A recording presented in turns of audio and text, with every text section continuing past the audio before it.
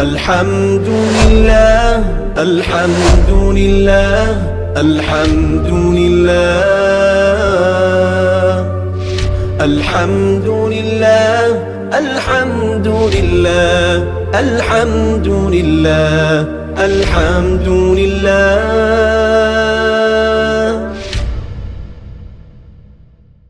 بسم اللہ الرحمن الرحیم. علم الصیغہ کا 10واں باب ہے افادات نافعہ. سبق نمبر 8 میں خوش آمدید. آج کے سبق کے اندر ہم قلب کی پہچان کا طریقہ پڑھیں گے. دیکھیں آج کے سبق کے اندر حضرت مصنف رحمہ اللہ تعالیٰ نے قلب کی پہچان کے 3 طریقے ذکر کیے ہیں.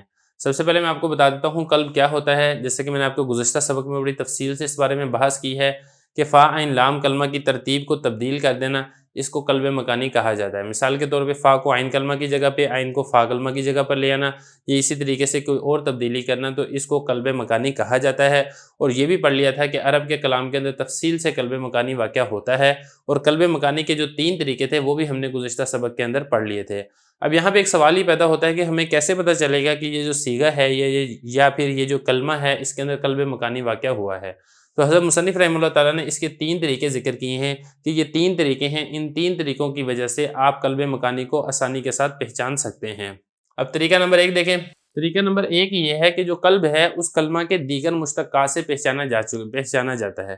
دیکھیں ایک مادہ ہوتا ہے، اس مادے سے بہت سے کلمے مشتق ہوتے ہیں، اس میں اسماء مشتق ہوتے ہیں، اس میں افعال مشتق ہوتے ہیں. تو اگر کسی کلمے کے بارے میں آپ کو شک و شبہ ہو کہ پتہ نہیں اس کے اندر قلب مکانی واقع ہوا ہے یا واقع نہیں ہوا ہے، تو اس مادے سے آپ دیگر مشتقات کی طرف نظر دوڑائیں. جب آپ اس مادے سے دیگر مشتقات کو دیکھیں گے تو وہاں پر آپ دیکھیں کہ حروف اصلی کون سے ہیں. تو جب آپ دیگر مشتقات میں دیکھیں گے، اس کے حروف اصلی کو دیکھیں گے، تو آپ کو پتہ چل جائے گا کہ اس کے یہ والے حروف اصلی ہیں. تو پھر جب آپ کو حروف اصلی کا پتہ چل جائے گا تو پھر جس کلمے کے بارے میں آپ کو شک و شبہ تھا کہ آیا اس کے اندر قلب مکانی واقع ہوا ہے یا پھر واقع نہیں ہوا ہے، تو اس کلمے کے بارے میں بھی آپ کو تعیین ہو جائے گی کہ اس کے اندر اس طریقے سے قلب مکانی واقع ہوا ہے. مثال کے طور پر آدرن ہے، اس کی واحد آتی ہے دارن. اب یہ جو دارن ہے یہ اصل میں تھا داوارن، اس طریقے سے فعلن کے وزن پر. کیسے پتہ چلا داوارن تھا؟ اس میں دیکھیں عین کلمہ واو ہے. دلیل اس کی ہے کہ اس کی جمع آتی ہے دورن. دورن میں اگر آپ دیکھیں گے فعلن کے وزن پہ تو وہاں پہ بھی عین کلمہ واو ہے. اسی طریقے سے جو اس کی تصغیر ہے وہ آتی ہے دویرتن فعیلتن کے وزن پر. تو یہاں پر بھی اگر آپ دیکھیں گے تو عین کلمہ یہاں پر واو ہے.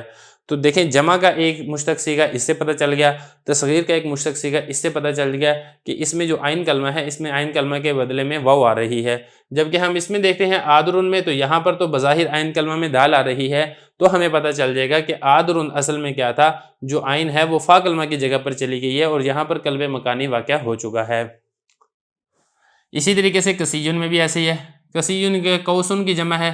اب یہ دیکھیں کوسن جب آپ اس کو باب تفاعل میں لے کے جائیں گے، تقوسن تفاعلن. اب جب یہ دوسرے باب میں شفٹ ہوا ہے، مادہ اس کا ایک ہی ہے، دیگر دوسرا مشتق لفظ تقوس میں آ گیا، تو پتہ چلا کہ اس کے عین کلمہ کے مقابلے میں واو ہے.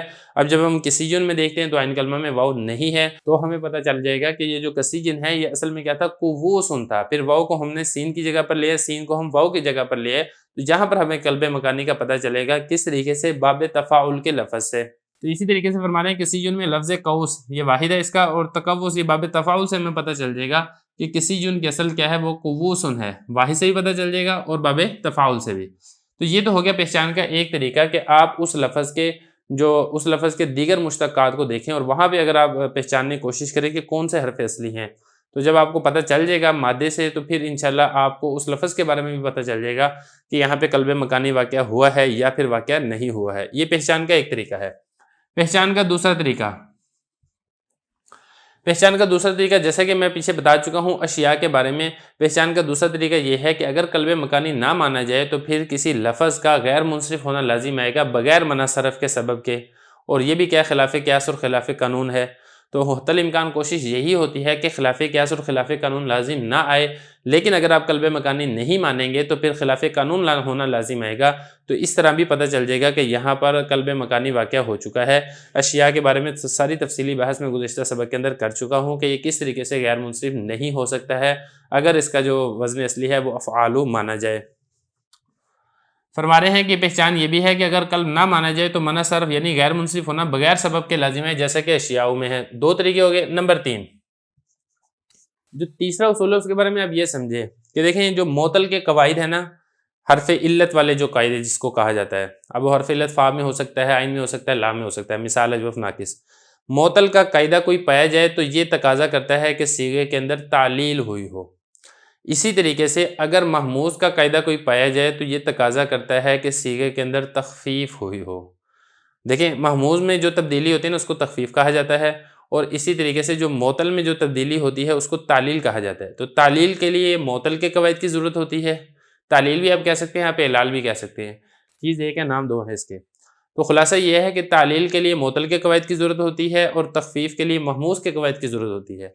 اگر آپ قلب مکانی نہ مانیں اور کسی کلمہ میں تخفیف ہونا لازم ہے یا پھر تعلیل ہونا لازم ہے خلاف قانون، یعنی کوئی قانون نہیں پایا جا رہا، نہ تخفیف کا قانون پایا جا رہا اور تخفیف ہونا لازم آ جائے گا، اسی طریقے سے معطل کا کوئی قانون نہیں پایا جا رہا اور اس کے اندر تعلیل ہونا لازم آ جائے گا، تو یہ والا جو لزوم آ رہا ہے بغیر قانون کے یہ بھی خلاف قیاس ہے، خلاف قانون ہے، کیونکہ قانون یہی ہے نا کہ جب کوئی قانون پایا جائے گا تو تبھی تبدیلی ہوگی، تو تبدیلی ہو قانون کے بغیر ہو تو یہ خلاف قانون ہے، خلاف قیاس ہے۔ اس سے بچنے کے لیے قلب مکانی لازم آتا ہے کہ اگر آپ قلب مکانی کو نہ مانیں گے تو یہاں پہ خلاف قانون تبدیلی کا ہونا لازم آئے گا، جس طریقے سے اشیاء کے اندر ہم نے پڑھا تھا کہ خلاف قانون غیر منصرف ہونا لازم آئے گا بغیر منع صرف کے سبب پائے جانے کی وجہ سے۔ اسی طریقے سے بغیر تخفیف کے قاعدے کے، بغیر تعلیل کے قاعدے کے کلمے کے اندر تبدیلی کا ہونا لازم آئے گا، جو کہ درست نہیں ہے۔ اس سے بچنے کے لیے بھی قلب مکانی استعمال ہوتا ہے، اور اس سے ہمیں پتہ چل جائے گا کہ یہاں پہ قلب مکانی واقعہ ہو چکا ہے۔ اب ذرا عبارت دیکھیں، استاد محترم فرماتے ہیں کہ قلب کی ایک پہچان یہ ہے کہ اگر قلب کا اعتبار نہ کریں تو شاذ ہونا لازم آئے گا۔ دیکھیں بغیر کسی قانون کے، یعنی تخفیف کا قانون نہیں پایا جا رہا ہے، محموز کا قانون نہیں پایا جا رہا اور آپ تخفیف کر رہے ہیں تو یہ شاذ امر ہے، خلاف قانون امر ہے۔ اسی طریقے سے معطل کا قاعدہ نہیں پایا جا رہا، آپ تعلیل کر رہے ہیں، آپ اعلال کر رہے ہیں تو یہ بھی شاذ یعنی خلاف قانون امر ہے۔ جیسے کل، خذ اور مر میں، تو یہاں پر بھی دیکھیں نا، اگر آپ یہاں پہ قلب مکانی نہیں مانیں گے تو یہاں پہ دو حمزہ ہیں، دونوں حمزہ حذف ہو چکے ہیں، تو یہاں پہ خلاف قانون ہونا، شاذ ہونا لازم آئے گا، تو اس لیے یہاں پہ قلب مکانی کا اعتبار کیا گیا ہے۔ اس کے بارے میں تفصیلی بحث پیچھے گزر چکی ہے۔ تو جس طریقے سے بغیر سبب کی غیر منصرف ہونا خلاف قیاس ہے اور قلب کا اعتبار کرنے کا تقاضا کرتا ہے کہ یہاں پہ قلب ہونا چاہیے، اسی طریقے سے تحقق علت کے بغیر تخفیف حمزہ یا اعلال بھی خلاف قیاس ہے۔ تحقق علت یعنی علت کے قواعد پائے جانے کے بغیر، علت کا کوئی قاعدہ نہیں پایا جا رہا اور آپ اس کے اندر تعلیل کر رہے ہیں، یا اسی طریقے سے محموز کا کوئی قاعدہ نہیں پایا جا رہا، آپ اس کے اندر تخفیف کر رہے ہیں۔ تخفیف حمزہ محموز کے قاعدے سے ہوتی ہے، اور تحقق علت یعنی علت کے قاعدہ پائے جانے کی وجہ سے تعلیل ہوتی ہے، اعلال ہوتا ہے۔